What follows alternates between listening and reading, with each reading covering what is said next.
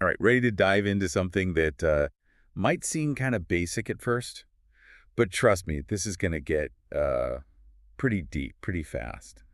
Relative identity. It's like we usually assume things just are what they are, right? One single definite thing.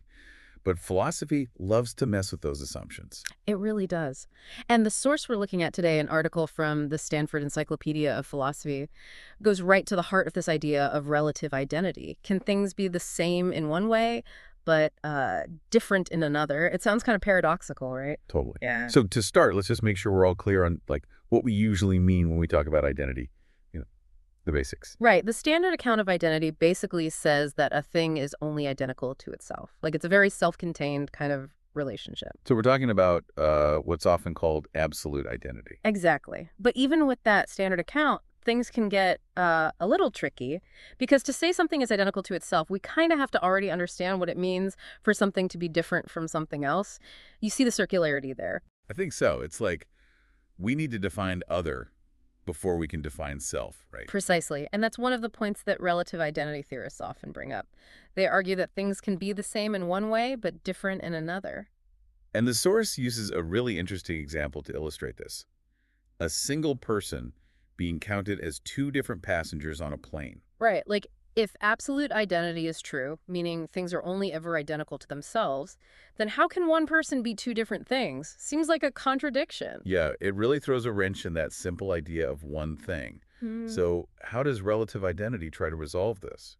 Well, it gets us thinking about the specific ways in which things are the same or different. In that passenger example, the person is the same person, but their role as a passenger is different for each flight. So are we saying there are actually two of that person on the plane? That sounds a little wild. Not exactly. What the source says is that those two passengers are different G's, meaning they're both of the kind passenger, but they're not the same passenger. Okay, I'm starting to see the distinction. It's like they're of that kind passenger, but not the same instance of that kind. Exactly. It's a subtle but crucial point. And it's really at the core of what relative identity is all about. That identity can depend on the context, on how we're categorizing things. So how does this concept of relative identity actually challenge the standard account? It seems like they could both be true.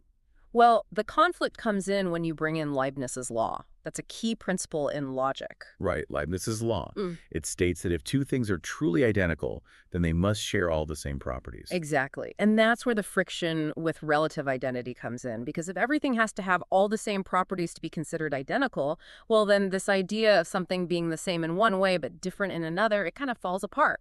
It does seem like those two ideas are kind of pulling in opposite directions.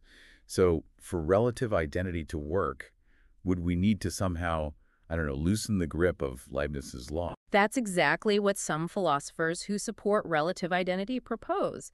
They suggest finding ways to restrict Leibniz's law so that it doesn't apply in every single case. Okay, that makes sense. Because if everything had to share all properties for identity to be true, then relative identity wouldn't really have a leg to stand on. But restricting a fundamental law of logic seems like a pretty big deal. It definitely is, and not many philosophers are willing to go that far. But what's interesting is that there are some examples of relations that are kind of similar to identity that seem to work just fine with a more restricted form of Leibniz's law. The article calls these congruence relations. Congruence relations. Can you give me an example? I don't think I've heard that term before. Sure, think about numbers. If the difference between two integers is a multiple of 3, we can say they are congruent. And this congruence relation works just fine for operations like multiplication and addition. Okay, I follow that. But wouldn't they still have to share all the same properties to be truly congruent? Well, that's the key point. They don't. Take the numbers 2 and 11, for example. They're congruent based on our definition, right? Their difference is a multiple of 3. But 2 is even and 11 is odd. So they have some different properties, even though they're congruent. Ah, I see. So they're the same in a specific way without being absolutely, totally identical. Precisely. And you find other examples of congruence relations out in the world, too. Think about speed. We say two objects are traveling at the same speed, even though they might be different colors, sizes, made of different stuff. They're the same in terms of speed without needing to be identical in all other ways. So it's like a restricted kind of identity, focused just on that one aspect, like speed in this case. Right. And this is what intrigues some philosophers about relative identity. It seems to offer a way to think about sameness and difference in a way that's more nuanced, more context-dependent, without just throwing out the core principles of logic altogether. It's definitely pushing us beyond that simple same versus different kind of thinking. But I'm still trying to wrap my head around how this all plays out in, real-world scenarios. The source mentioned some classic philosophical paradoxes that relative identity might shed some new light on, right? It does, and those paradoxes really dig into these deep questions about, what it means for something to persist over time, how we handle change, all of that. Well, let's get to those paradoxes then. I'm ready for my mind to be bent a little further. So one of the paradoxes the source brings up is called the paradox of change. It's this idea of like, how can something change so much and still be considered the same thing? Yeah, it's like, when you see a photo of yourself from like years ago and you think, man, that person looks totally different. That's still you somehow. Exactly. And a classic example is, a dog as it ages. Like you have a picture of young Oscar, full of puppy energy. Then you have a picture of him years later, maybe a bit slower, a little gray around the muzzle. They look so different, but they're the same dog. And that's where Leibniz'S law, that idea that identical things have to share all the same properties, seems to run into trouble, right? Because the young dog and the old dog definitely have some different properties. Right. And the standard account of identity, which relies on absolute identity, would say that because their properties are different, they can't be truly identical. But that feels wrong intuitively, doesn't it? It does. It feels like there's something, about the essence of Oscar, something beyond just his appearance at a specific moment that makes it him throughout his life. And that's where relative identity offers a different perspective. It says, yes, young Oscar and old Oscar are distinct in a way. They're different logical objects. Wait, logical objects again. Can we unpack that a little more? It still feels a bit abstract to me. Sure. Think of a logical object as like a specific way we're choosing to look at or categorize something. So young Oscar and old Oscar are different logical objects because we're, focusing on them at different points in time, like taking snapshots of a process. But they're still part of that same overarching process, the life of Oscar. Okay, that helps. So we're not denying the differences, but we're also recognizing a deeper level of sameness, like different chapters in the same book. Yeah, that's a great analogy. And that's how relative identity helps us make sense of change. It lets us acknowledge the differences between the snapshots while still maintaining a core identity that persists. So it gives us a framework for understanding how something can, like, evolve without completely losing its identity.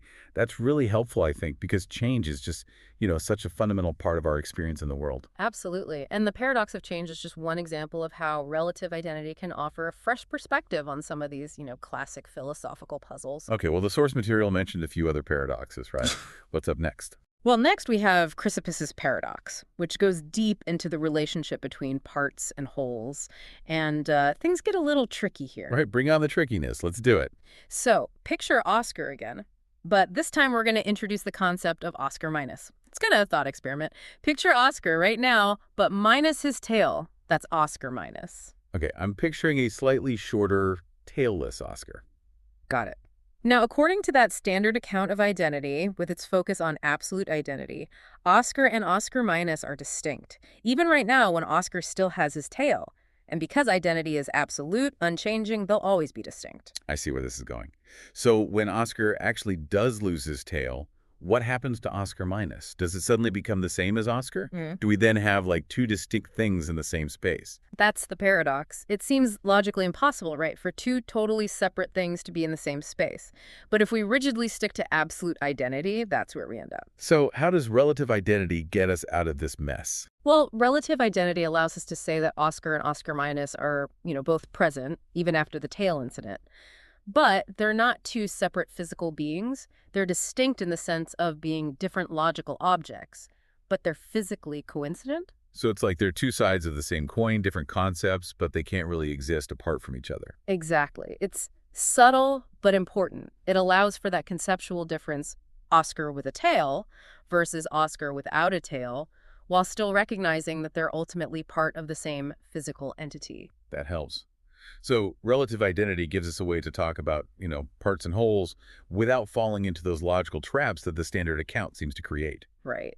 And this way of thinking about parts and wholes leads to another interesting paradox, the paradox of 101 Dalmatians. Okay, so more dogs. Yeah. And it really pushes how we think about counting and identity. Imagine you have a Dalmatian. You pluck a single hair from its coat. Is it still a Dalmatian? Well, I mean, yeah, of course it's still a Dalmatian. One less hair doesn't change that. But here's the paradox. If we accept that a Dalmatian minus one hair is still a Dalmatian, then logically we have to say that each individual hair on a Dalmatian makes a separate Dalmatian. Because each time you take away a hair, you're creating a new entity that still fits the definition of Dalmatian, right? Exactly. So instead of one Dalmatian, we suddenly have 101 or even thousands, depending on how many hairs we're counting. That seems absurd, though. Like we're just multiplying dogs out of thin air. Right. It really stretches our idea of what it means to be a single unified thing. So how does relative identity handle this canine population explosion? Relative identity says it's okay to acknowledge all those Dalmatian minus a hair entities as Dalmatians.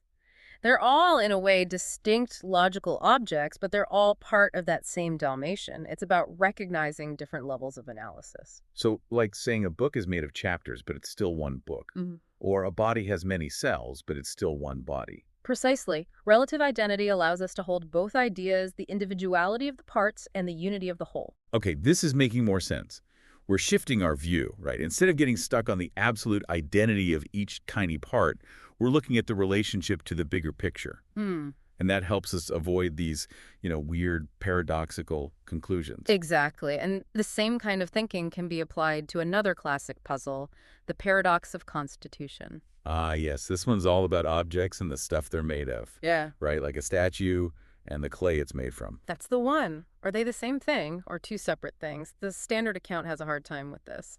Because if they were absolutely identical, you couldn't destroy one without destroying the other. But you can smash a statue without, making the clay disappear. Right. And here's where relative identity comes in with a more nuanced view. It says the statue and the clay are, in a sense, the same, but only at a specific point in time. But how can they be the same if they can, exist separately? The key is understanding that terms like the clay or the statue, they're not fixed labels. They're what philosophers call non-rigid designators. Their reference can shift depending on, well, the context and the passage of time. So the clay could refer to the statue when it's whole, and then to that lump of clay after it's smashed. Both of the clay, but in different ways. Exactly. It's like the term the president. It refers to a different person over time. Okay, so the names we use for these things don't have to have this absolute fixed reference that stays the same forever. Precisely. And that helps us avoid that tricky problem of two distinct, unchanging things somehow occupying the same space. It's like we're simplifying what exists by recognizing the relative nature of identity in these situations. Avoids a lot of philosophical headaches. I like that simplifying what exists, and this idea of non-rigid designators and how it works with relative identity can be used in other cases too, like the relationship between a book and its copies. Well, that's interesting. So instead of saying each copy is a separate thing from the original book, we could say they're all the same book in a relative sense. Exactly. It's more streamlined. Fewer philosophical headaches, for sure. Okay, I'm really starting to see the appeal of this relative identity approach. It seems like a really useful tool for, thinking through all these philosophical puzzles. But I'm wondering, how does it apply to, more subjective stuff? Beliefs, for example. That's a great question. And the source material gets into that with a thought experiment called Church's Paradox. It brings up some really interesting questions about how our thoughts about identity can actually shape identity. Okay, now that sounds pretty wild. I'm all ears. Tell me about Church's Paradox. Okay, so we've been talking about this whole relative identity thing and how it might help us, untangle some of those classic philosophical paradoxes. But I want to hear more about this Church's Paradox you mentioned, the one about beliefs and how they relate to identity. Right. Church's Paradox, it really gets into some interesting territory. It makes us consider whether our thoughts about identity can actually, influence identity itself. Okay, that already sounds like we're going pretty deep here. Break it down for me. What's the setup for this paradox? Okay, so imagine a guy named Pierre who believes that London and Londres are two different cities. We know they're actually the same city, just different names in English and French. But Pierre, for whatever reason, truly believes they're different places. So it's basically a case of mistaken identity. But how does that turn into a paradox? Well, see, if we take Leibniz'S law really strictly, that principle that says identical things have to have all the same properties, then we run into a problem. Because if Pierre believes London and Londres are different, and if we count his belief as a property, then, well, they have to be different for Leibniz's law to hold up. Wait, hold on. Are we saying that just because someone believes something, it actually becomes true? That Uh-huh. seems like it could lead to some pretty messy situations. Right. That's the paradoxical part. It's like we either have to restrict which beliefs count as properties for Leibniz's law, or we got to accept that our thoughts can somehow shape reality. And neither of those options are very satisfying, philosophically speaking. Yeah, definitely not. So how does relative identity help us make sense of this whole situation? Well, with relative identity, we can say that London and Londres are distinct objects, but only within Pierre's mind. They're different in the sense of being different objects of thought for him. But in reality, they're still the same city. Okay, so we're acknowledging the difference in how Pierre sees things, but we're not like rewriting the map of the world just to fit his perspective. Exactly. Relative identity lets us hold both those truths at the same time, the subjective experience of difference in Pierre's mind and the objective reality of the situation. It's kind of like two people might interpret a painting differently, but it's still the same painting hanging on the wall. That's a great way to put it. It shows how relative identity can handle those subjective experiences without forcing us into those extreme philosophical corners, like, saying reality is completely made up by our beliefs. Right, we don't want to go there. Mm. So it seems like we've covered a lot of ground here, exploring all these different paradoxes, the paradox of change, Chrysippus'S paradox, 101 Dalmatians, the paradox of constitution, and now Church's paradox. And it seems like relative identity offers a new way of looking at each of them. It does. It gives us this more flexible, nuanced way to talk about identity, and it shows us that it's not always this absolute black and white concept. But our source also talks a lot about absolute identity. It Uh, brings up this philosopher, P.T. Geach, who argued that absolute identity doesn't even exist.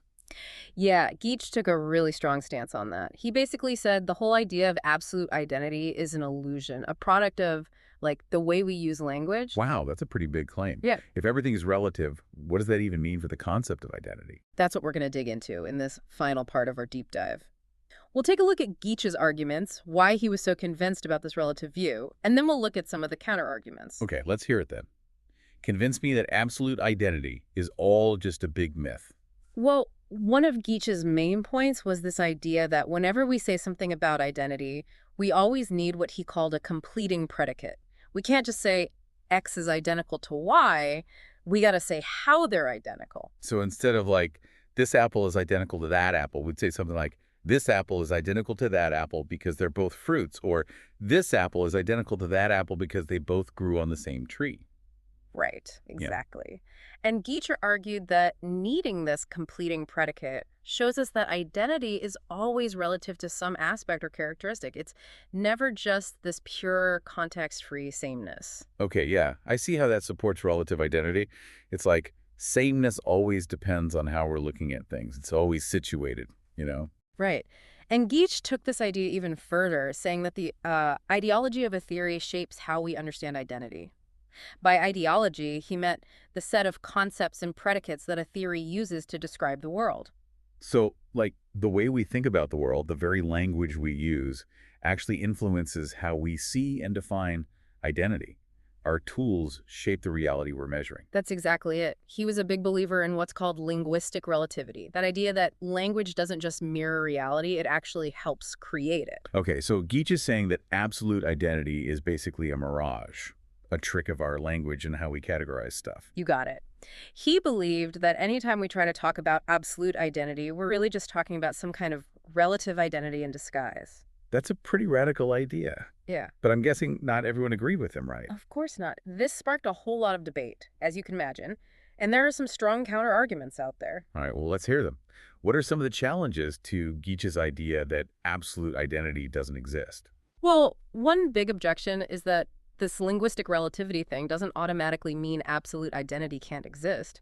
Just because language influences how we talk about identity doesn't mean there isn't some, like, deeper absolute kind of identity going on beneath the surface, independent of language. It's like different cultures might have different words for snow, but it's still snow, no matter what you call it, right? Agree.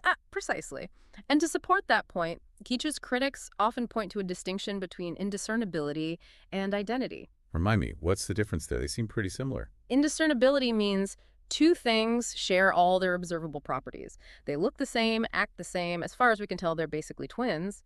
But identity, that's a deeper relationship. Things can be indiscernible without being truly identical. So two coins fresh out of the mint might be indiscernible to us, but they're still two separate coins. That's right. And this difference matters because even if language only lets us see indiscernibility, it doesn't mean absolute identity isn't happening on a level our language just can't quite grasp. I see. It's like acknowledging the limits of, human perception and our language. Just because we can't directly see something doesn't mean it's not there. Exactly. And another argument against Geach uses these really cool mathematical things called quotient structures. They give us a way to hold on to absolute identity, even when we're dealing with equivalence relations, which are the kinds of relationships that relative identity focuses on. Okay, quotient structures. That sounds a little intimidating. Can you break that down for me? Sure. Think back to that example with numbers being congruent if their difference is a multiple of 3. A quotient structure would basically group all the numbers congruent to each other into one single thing. So like all the numbers that leave a remainder of 1 when divided by 3 get bundled together, all the numbers with a remainder of 2 get bundled together, and so on. Yeah, exactly. And within each of those bundles, within those groups of congruent numbers, absolute identity would still hold true. So even though we're dealing with an equivalence like congruence, we haven't actually lost absolute identity. It's just working on a different level. Oh, that's pretty neat. So it's like we're creating these like higher level entities, super numbers or something, where absolute identity can still exist. That's a great way to think about it. So even if Geach is right that our everyday language tends to use relative identity, these quotient structures show that absolute identity isn't necessarily incompatible with equivalence relations. Okay, so Geach's attempt to completely get rid of absolute identity might have been a little premature. That's what some philosophers say.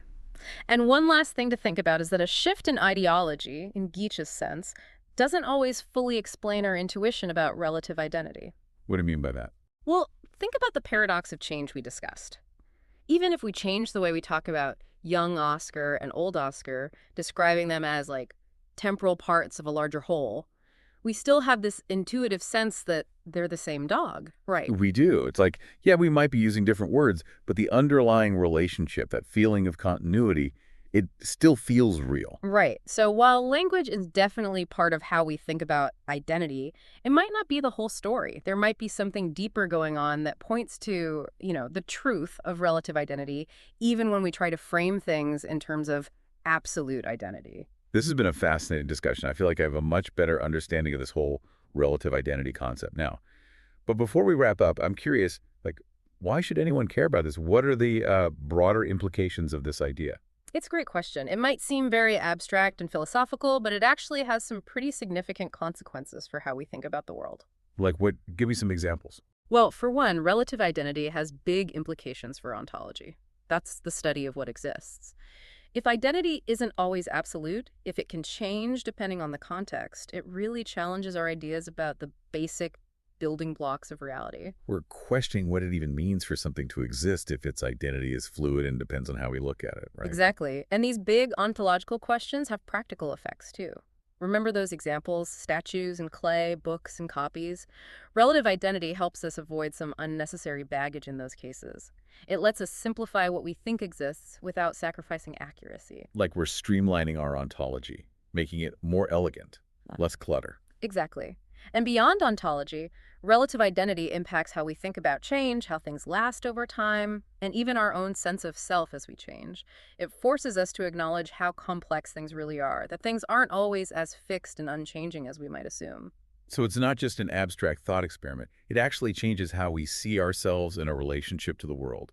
Absolutely. And that's what makes philosophy so engaging and relevant. It challenges our assumptions, makes us think critically, and, ultimately it opens up new ways of understanding the universe and our place in it. This deep dive has definitely given me a lot to think about. It's amazing how something as basic as identity can lead to such profound philosophical questions. And really, we've just scratched the surface here. There's so much more to explore within relative identity. But hopefully this has gotten you curious and inspired you to, you know, do your own research, read the source material, and see where your own philosophical journey takes you. Who knows, you might discover something new about identity, reality, the whole shebang.